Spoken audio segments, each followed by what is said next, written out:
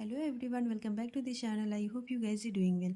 आज की इस क्लास में मैं आप लोगों के साथ डिस्कस करूंगी ऑर्डिनल थ्योरी। पिछले क्लास में मैंने आप लोगों को बताया था कार्डिनल थ्योरी में कंज्यूमर इक्विलिब्रियम की क्या कंडीशन है वो भी मैं आप लोग को बता चुकी हूँ। तो मैं उम्मीद करती हूँ कि वो आप लोग को समझ में आ गई होगी। यहाँ पर आप लोग देख सकते हैं, यहाँ पर मैंने ऑर्डिनल थ्योरी लिखा है। यहाँ पर मैं सबसे पहले आप लोग को बता देना चाहती हूँ कि ऑर्डिनल का मतलब क्या होता है। ठीक है, utility drive from different bundle is ranked. यहाँ पे मैं लिखी भी हूँ। यहाँ पे मैं आप लोग को बता देना चाहती हूँ कि ऑर्डिनल का मतलब क्या है। ऑर्डिनल का मतलब ये होता है कि हम डिफरेंट बंडल ऑफ गुड्स को हम रैंक करते हैं, और कार्डिनल यूटिलिटी में हम डिफरेंट बंडल ऑफ गुड्स को हम नंबर में मेजर करते हैं। ठीक है, तो उसी को मैं यहाँ पे लिखी हूँ, utility drive from different bundle is ranked. इसको हम रैंक करते हैं। ठीक है, यहाँ पे देख सकते हैं आप लोग, मैं यहाँ पे लिखी हूँ utility drive x1 x2 must may be greater than यहाँ पे यूटिलिटी ड्राइव x11 x21। ठीक है, यहाँ पे मैं आपको ये बताऊं कि ये जो हमारा ये इस बंडल से जो हमें यूटिलिटी मिल रही है, हो सकता है कि दूसरे वाले बंडल से ये यूटिलिटी कम मिलती हो या ज़्यादा मिल सकती है। ठीक है, तो इसी तरह मैं यहाँ पे देखिए लिखी हूँ utility drive x1 x2 is equal to utility drive x11 x21। यहाँ पे देख सकते हैं आप फिर से, utility drive x1 x2 less than utility drive x11 x21। ठीक है, ये बेसिकली अलग अलग बंडल्स हैं। ये जो है ना मैंने बताया, ये बेसिकली अलग अलग बंडल्स है ये, जिसको हम रैंक कर सकते हैं। इसको मैं न्यूमेरिकल वैल्यू से भी मैं आप लोग को यहाँ पे बताई हूँ, देख सकते हैं आप लोग। मान लीजिए कि आपके पास एक बंडल है ये। ठीक है, इसमें हम x1 में हम 5 यूनिट लेते हैं और x2 में 10 यूनिट यूटिलिटी लेते हैं। ठीक है, और यहाँ पे एक और बंडल यहाँ पे लेते हैं इक्वल टू, यहाँ पर देखिए यूटिलिटी ड्राइव x11 x21। तो यहाँ पे हम x11 का यूनिट हम 7 यूनिट यूटिलिटी मानते हैं इसको, और x21 का हम 8 यूनिट यूटिलिटी मानते हैं। ठीक है, तो आप लोगों को इसमें कोई कन्फ्यूज़न नहीं रहे, इसलिए मैं आप लोगों को एक और एग्जाम्पल से समझाना चाहती हूँ, जो मैं डायग्राम से रिप्रेजेंट करी हूँ। तो यहाँ पे आप लोग ये देख सकते हैं कि इसी को मैं यहाँ पे डायग्राम से रिप्रेजेंट करी हूँ। देखिए, ये x2 है यहाँ पे लिए, और ये x1 है।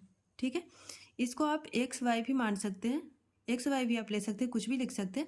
मैं यहाँ पे सिर्फ आपको समझाने के लिए मैं लिखी हूँ, तो इसलिए मैंने x1 लिखी हूँ और यहाँ पे x2 लिखी हूँ। यहाँ पे आप लोग देख सकते हैं, ये जब हमारा x2 में 10 है ना, x2 में 10 यूनिट है, यहाँ पर x2 यूनिट ऑफ 10 है, और यहाँ पे x1 यूनिट ऑफ 5 है। ठीक है, ये अलग अलग नंबर ऑफ बंडल्स है। ये जो है ना, यहाँ पे जैसे x2 यूनिट ऑफ 7 और x1 यूनिट ऑफ 8, ये अलग अलग बंडल है। ठीक है, ये जो आपको यूटिलिटी मिलती है ना, इसको आप रैंक कर सकते हैं कि कौन छोटा है और कौन बड़ा है। ठीक है, तो मैं उम्मीद करती हूँ कि यहाँ पर आप लोग को ये समझ में आ गई होगी। इसके बाद मैं नेक्स्ट आप लोग को बताना चाहती हूँ कि इसके कुछ अजम्पशन है जो मैं आप लोगों को बता देना चाहती हूँ। मैं कार्डिनल यूटिलिटी में भी आप लोग को बताई थी कार्डिनल यूटिलिटी के अजम्पशन, तो मैं यहाँ पे ऑर्डिनल यूटिलिटी के अजम्पशन बता देती हूँ ताकि आप लोग को अच्छे से समझ में आ जाए। यहाँ पे आप लोग देख सकते हैं, फर्स्ट में लिखी utility from different bundle is ranked, जो मैं आप लोग को थ्योरी में बताई हूँ, तो ये आप लोग को तो समझ में आ ही रहे होंगे। सेकेंड है कंप्लीटनेस। कंप्लीटनेस का मतलब आप लोग को मालूम होगा, जो बच्चे को नहीं मालूम है फिर भी मैं उसके लिए यहाँ पे बता देना चाहती हूँ, मैं लिखी भी हूँ यहाँ पे, तो मैं उम्मीद करती हूँ कि उनको समझ में आ जाए। जो बच्चे जानते होंगे, हो सकता है वो 12th में पढ़े हो, ग्रेजुएशन में पढ़े हो, अगर जो लोग मास्टर्स में भी पढ़े होंगे तो हो सकते हैं उन्हें भी पता होगा, लेकिन मैं उनके लिए बता रही हूँ, जिन्हें नहीं पता है वो भी समझ जाएंगे।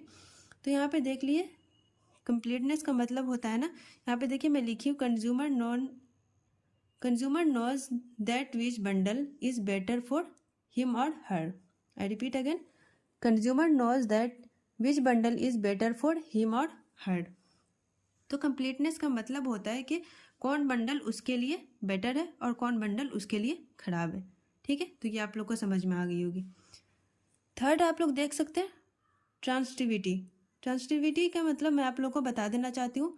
सपोज़ कि मैं आप लोग को यहाँ पे ये बता दूँ कि ट्रांसटिविटी का मतलब क्या होता है। ठीक है, इसका क्या मतलब है, सपोज़ कि मैं आपसे बड़ी हूँ और आप अपने फ्रेंड से बड़े हैं। यहाँ पे मैं नॉर्मल लैंग्वेज में आप लोग को समझाना चाहती हूँ एग्जांपल दे करके, ताकि आप लोग को अच्छे से समझ में आ जाए। तो आई रिपीट अगेन, सपोज़ कि मैं आपसे बड़ी हूँ और आप अपने फ्रेंड से बड़े हैं, तो मैं आपके फ्रेंड से भी बड़ी हुई। ठीक है, तो यहाँ पे मैंने उसको लिखा है, देखिए A is prefer to B, A is prefer to C, then B is prefer to C. ठीक है, मतलब ये तो मैं आपको अपने लैंग्वेज में बताई हूँ, नॉर्मल बोलचाल की भाषा में। लेकिन आप इकोनॉमिक्स पढ़ रहे हैं ना, तो आपको इकोनॉमिक्स भी लैंग्वेज में आप लोग को पता होना चाहिए कि मैं यहाँ पे क्या समझाना चाह रही हूँ। यहाँ पे मैं आप लोग को ये बताना चाह रही हूँ कि मैं बंडल्स की बात कर रही हूँ, रैंक कर रहे हैं, ऑर्डिनल थ्योरी में पढ़ा रही हूँ आप लोगों को। तो मैं यहाँ पे ये बता देना चाहती हूँ कि मैं जो बंडल्स की बात कर रही हूँ, तो यहाँ पे आप ये मान लीजिए कि bundle A is prefer to bundle B prefers to bundle C, bundle A is prefer to bundle C. मतलब ये कि जो बंडल ए है ना बंडल बी से बड़ा है, तो यहाँ पे बंडल बी बंडल सी से बड़ा है। तो यहाँ पे आप लोग देख सकते हैं कि ये जो बंडल ए है ना, तो ये बंडल ए बंडल सी से भी बंडल ए बड़ा होगा। तो मैं यहाँ पे उम्मीद करती हूँ कि आप लोग को समझ में आ गई होगी। फोर्थ आप लोग यहाँ पर देख सकते हैं कन्वेक्सिटी। कन्वेक्सिटी का मतलब यहाँ पे देखिए, मैंने यहाँ पे लिखा आप लोग को समझने के लिए, averages are preferred over extreme. ठीक है, ये मैं आप लोग को समझाना चाहती हूँ कि कन्वेक्सिटी का मतलब क्या होता है। इसका मतलब होता है कि दो कमोडिटी है, यहाँ पे मैंने डायग्राम से आप लोग को समझाया है। मान लेते हैं कि दो कमोडिटी है, दो कमोडिटी फ्रेमवर्क में है, ये दोनों एक्सट्रीम पॉइंट पे है। ठीक है, ये दोनों है ना एक्सट्रीम पॉइंट पे है। बेसिकली कंज्यूमर की टेंडेंसी होती है कि कंज्यूमर हमें एक्सट्रीम प्रेफर नहीं करता है, वो दोनों के बीच एक प्रेफर्ड करता है, यानी ही और C will be preferred someone here. ठीक है, मतलब ये देखिए यहाँ पे आप लोग देख सकते हैं, वो दोनों के बीच ये ए और बी के बीच, ये दोनों के बीच प्रेफर्ड करता है कि यानी ही और C will be preferred someone here. यहाँ पे जो सी है ना, ये मैं आप लोग को बताना चाह रही हूँ कि समवन हेयर, इसे ही कन्वेक्सिटी बोलते हैं। ठीक है, यहाँ तक आप लोग को ये समझ में आ गई होगी। लास्ट में आप लोग को बताना चाहती हूँ मोनोटोनिसिटी। मोनोटोनिसिटी का मतलब क्या होता है, मोनोटोनस से मोनोसिटी बना है, मोनोटोनिसिटी बना है, मतलब जो यहाँ पे कंज्यूमर है मोनोटोनो को एक तरह, यहाँ पे एक तरह के गुड्स को एक इंडिफरेंस कर्व की एक तरह से यूटिलिटी उसको मिलता है और वो ज़्यादा रिस्क नहीं लेना चाहता। ठीक है, यहाँ पे एक बार और आई रिपीट, अगर मैं एक बार और बता देना चाहती हूँ मोनोटोनिसिटी क्या होता है।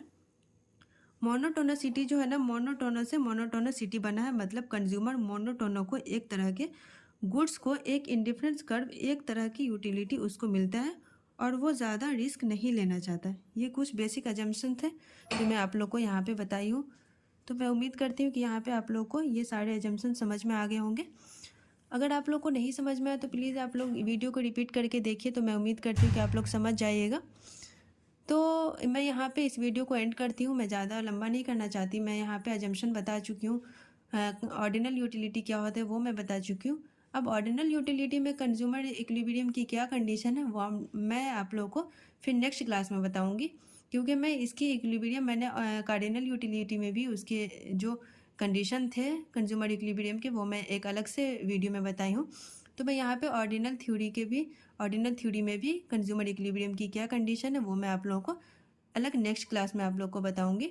तो मैं उम्मीद करती हूँ कि ये वीडियो आप लोग को अच्छी लगेंगी और ये वीडियो जो मैं आप लोग के लिए बताई हूँ, आप लोग को समझाई हूँ, आप लोग को समझ में आएगा। प्लीज़ कहीं पे स्किप नहीं कीजिएगा देखने में। हो सकता है कि जो मैं आप लोग को बता रही हूँ वो आप गलत वे में समझ जाएँ। स्किप करके बिल्कुल नहीं देखिएगा, समझने की कोशिश करेंगे। तो इस वीडियो को मैं यहीं पे एंड करती हूँ। प्लीज़ हमारी वीडियो अच्छी लगी हो तो लाइक करें, शेयर करें एंड सब्सक्राइब करें। Thank you.